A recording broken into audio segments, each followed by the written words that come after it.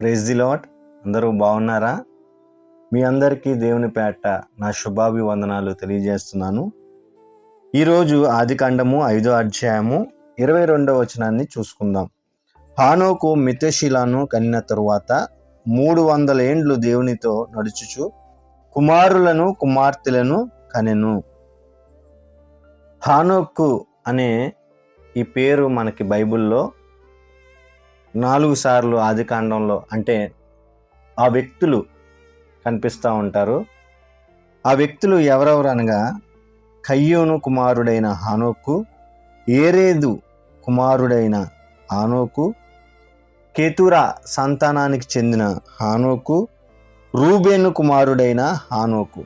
ఈయన ఎవరు అంటే ఇప్పుడు చదువుకున్న ఈ వాక్య భాగంలో ఇతను ఎవరు అంటే ఏరేదు కుమారుడైన హానోకు.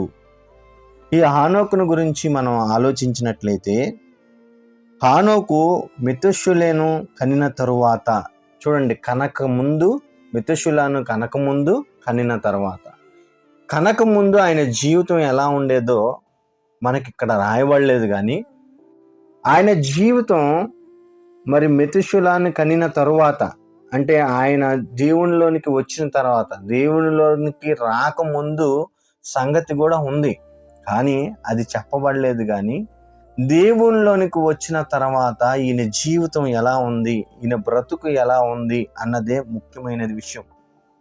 మన జీవితం మన దేవునిలోనికి రాకముందు ఎలా ఉన్నప్పటికీ వచ్చిన తర్వాత ఎలా ఉన్నదనేదే ముఖ్యం. కనుక దేవునిలోనికి వచ్చిన తర్వాత ఈయన జీవితం ఎలా ఉంది, దేవునిలోనికి వచ్చిన తర్వాత ఈయన జీవితం ఎలా ఉంది అంటే ఈయన 300 ఏండ్లు దేవునితో నడుచుచు కుమారులను కుమార్తెలను కన్నాడంట. అంటే ఈయన గురించి ఆలోచిస్తే దేవునితో నడుచుకున్నాడంట. దేవునితో నడుచుకోవడం అంటే దేవుని ఉద్దేశాల మేరకు నడవటం, దేవుడు మరి బ్రతకమన్నట్టుగా బ్రతకటం, ఆ యొక్క జీవితాన్ని కలిగి బ్రతికాడు. దేవునితో బ్రతకడమే కాదు, దేవునితో నడవటమే కాదు, దేవునితో నడుస్తూనే కుమారులను కన్నాడంట. అంటే కుటుంబ బాధ్యతలను కూడా వ్యవహరించాడు. చాలా మంది చేసేది ఏంటంటే దేవుని పరిచర్య బాగా చేస్తారు, అద్భుతంగా పరిచర్య ఉంటుంది, కానీ కుటుంబాన్ని పట్టించుకోరు. దేవుని కోసం బాగా ఆలోచిస్తారు, కుటుంబం కోసం ఆలోచించరు. దేవుని కోసం గొప్పగా ఆలోచించిన యేసు ప్రభు వారు దేవుని కోసం మన రక్షణ నిమిత్తం ప్రాణం పెట్టాలని వచ్చిన యేసు ప్రభు వారు మరియ గారి కోసం కూడా ఆలోచించాడు. ఆఖరి నిమిషంలో కూడా తన కుటుంబంలో వ్యక్తి అయిన అమ్మగారి కోసం ఆలోచించాడు యేసు ప్రభు. అంటే ఏం సూచిస్తుంది? మనం కూడా కుటుంబం కోసం ఆలోచించాలి. ఈ యొక్క హానోకు గారు విశ్వాసం కలిగిన వాడు అనేది కూడా మనకి కనిపిస్తుంది. హెబ్రీ పత్రిక 11వ అధ్యాయము 5వ వచనాన్ని చూసినట్లయితే విశ్వాసమును బట్టి హానోకు మరణమును చూడుకున్నట్లు కొనిపోబడెను. విశ్వాసాన్ని బట్టి, దేన్ని బట్టి మరణాన్ని చూడలేదు, ఆయన మరణాన్ని రుచి చూడలేదంట. మరణం రుచి చూడకుండా విశ్వాసాన్ని బట్టి ఎంత దేవుణ్ణి విశ్వసించాడో చూడండి. మనం కూడా వాక్యం ఏం చెప్తుందంటే మీరు కూడా విశ్వసిస్తే, యేసునందు విశ్వాసం కలిగి ఉంటే మరణం నుండి జీవంలోనికి దాటిపోతామన్నది. అంటే రెండో మరణం ఏదైతే ఉందో ఆ రెండో మరణాన్ని మనం చూడకుండా, అంటే నరకంలోనికి మనం వెళ్ళిపోకుండా ఆ నరకాన్ని దాటిపోవాలి అంటే విశ్వాసముతో మనం ఇక్కడ ఈ బ్రతుకు జీవితంలో దేవుని యందు విశ్వాసము కలిగి ఉండాలి. విశ్వాసం కలిగి హానోకు గారు కూడా నడుచుకోవడమే కాదు, ఈయన గురించి ఇంకొక మాట ఇక్కడే కనబడుతుంది. కొనిపోబడక మునుపు దేవునికి ఇష్టుడై ఉండెనని సాక్ష్యము పొందెను. ఆయన వెళ్ళక ముందు, అంటే ఆ దేవుని దగ్గరికి ఆయన వెళ్ళక ముందు ఆయన ఎలా ఉన్నాడంటే దేవునితో సాక్ష్యం పొందాడంట. దేవునితో ఇష్టుడై ఉండెనని సాక్ష్యము పొందెను.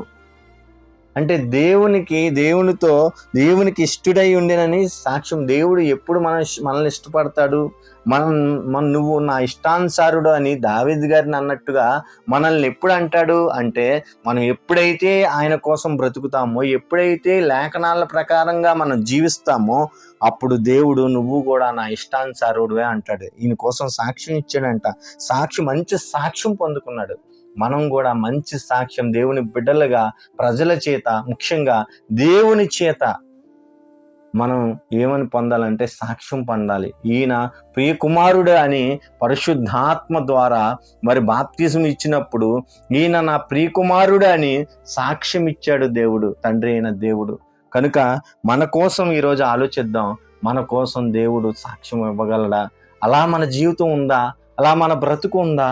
ఒకవేళ అలా బ్రతుకు లేకపోతే ఈ రోజే మార్చుకుందాం. మన బ్రతుకును మార్చుకుందాం, దేవునితో నడుచుకుందాం. కుటుంబాన్ని దేవుడితో నడుస్తూ కుటుంబాన్ని విడిచిపెట్టకండి. హానోకులాగా కుటుంబాన్ని మనం కట్టుకుంటూ నడుద్దాం, విశ్వాసాన్ని కలిగి నడుద్దాం, దేవునికి ఇష్టంగా బ్రతుకుదాం. ఒక వాక్యాన్ని చూసుకుందాం. కొలస్సీ పత్రిక 2:7 మీరు నేర్చుకున్న ప్రకారముగా విశ్వాసమందు స్థిరపరచబడుచు కృతజ్ఞతాస్తుతులు చెల్లించుట యందును విస్తరించుచు ఆయన యందు నడుచుకునిడి. కాబట్టి మనం ఆయన యందు నడుచుకుందాం. ఈ హానోకు గారు మరి నలుగురు హానోకు జీవితాలు ఉన్నప్పటికీ బైబిల్లో ఈయనే ప్రత్యేకం. ఇలాంటి మన పేర్లు ఎంతో మంది పెట్టుకోవచ్చు, కానీ మన జీవితం ప్రత్యేకంగా ఉండాలి. పేర్లు కాదు, మన జీవితం ప్రత్యేకంగా ఉండాలి. ఇక్కడ నలుగురు హానోకులు కనబడుతున్నారు, కానీ ఆ ముగ్గురు గురించి ఎక్కడా గొప్పగా చెప్పబడలేదు. కానీ ఈ హానోకు గారి కోసం మాత్రం గొప్పగా దేవుడు సాక్ష్యం ఇచ్చాడు. నీ కోసం నా కోసం కూడా గొప్ప పేర్లు పెట్టుకోవడం కాదు, కానీ మన జీవితం గొప్పగా ఉండేటట్టుగా మనం ప్రయత్నిద్దాం. ఈ యొక్క లక్షణాలు కలిగి ఉండేటట్టుగా మనం జీవిద్దాం. కళ్ళు మూసుకుందాం, ప్రార్థన చేసుకుందాం. స్తోత్రం స్తోత్రం స్తోత్రం తండ్రి. ఆయన హానోకు గారి గురించి ప్రభువా తండ్రి ఈరోజు చూసుకున్నాం. ఆయన జీవితంలో ప్రభువా తండ్రి, ఆయన ప్రభువా తండ్రి మరి నీలోనికి రాకముందు వచ్చిన తర్వాత జీవితాన్ని చూసాం దేవా నాయన. వచ్చిన తర్వాత నీతో నడుచుకున్నాడు. అలాగే అదే విధంగా కుటుంబాన్ని విడిచిపెట్టలేదు దేవా నాయన. నీతో సాక్ష్యం పొందాడు ప్రభా తండ్రి నాయన. ప్రభా విశ్వాసము కలిగి ఉన్నాడు ప్రభా దేవా. అటువంటి విశ్వాసంతో మేము ఉండటానికి, అటువంటి జీవితాన్ని కలిగి ఉండటానికి నీ కృప ఇచ్చేయండి. ఎవరైతే ఈ కార్యక్రమాన్ని వింటున్నారో, ఎవరైతే ఈ మాటలు వింటున్నారో వారికి క్షేమాన్ని కలిగి చేయండి. మరి ఇబ్బందులు, ఇరుకులు, సమస్యలతో బిడ్డలు ఉన్నారేమో ప్రభా తండ్రి నాయన. ఏ ఆపదలో ఉన్నారో మాకు తెలియదు ప్రభా తండ్రి నాయన. వారికి ప్రభా తండ్రి నాయన తగిన కాలమందు ప్రభా తండ్రి నాయన నువ్వు పెత్తుత్రమ్మని వేడుకుంటున్నావు, ఉత్తరాన్ని ఇమ్మని వేడుకుంటున్నావు, మాట్లాడమని వేడుకుంటున్నావు తండ్రి. సహాయం చేసి నడిపించండి ప్రభా దేవా నాయన. అనేక మంది సేవకుల్ని ప్రభా, సువార్థికుల్ని ప్రభా తండ్రి అందరినీ దీవించి నడిపించమని, కృప చూపించమని ఈ ప్రార్థన యేసయ్య అతి పరిశుద్ధ నామమున అడిగి వేడుకుంటున్నాం తండ్రి. ఆమేన్. అందరికీ వందనాలు.